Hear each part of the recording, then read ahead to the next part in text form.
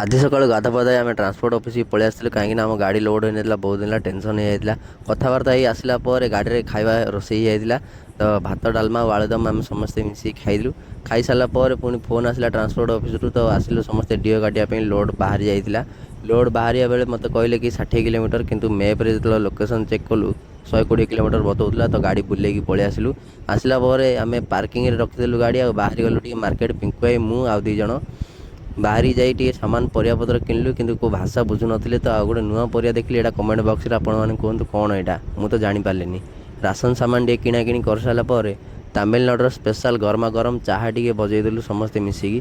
ଚାହା ପିଇ ସାରିଲା ପରେ ଆମେ ଆସିଗଲୁ ଗାଡ଼ି ପାଖକୁ। ଆଉ ଲୋଡ଼ ପାଇଁ କଥାବାର୍ତ୍ତା ହେଇଯାଇଥିଲୁ, ତ ଆଉ ଥରେ ସେଇଠିକି ହିଁ ଯିବାକୁ ପଡ଼ିବ। ତ ଆମେ ଆସିକି ଗାଡ଼ି ପାଖରେ ପହଞ୍ଚି ଯାଇଥିଲୁ। ଆଉ ତେଲ ନଥିଲା, ତ ଗାଡ଼ିରେ ତେଲ ପକାଇ ସାରିଲା ପରେ ଆମେ 4ଟା ଗାଡ଼ି ବାହାରି ଗଲୁ ଲୋଡ଼ିଂ ପାଇଁ ବୋଲିକି। ମିଶିବା ଆଉ ଗୋଟେ ନେକ୍ସଟ ଭିଡ଼ିଓରେ। ଧନ୍ୟବାଦ।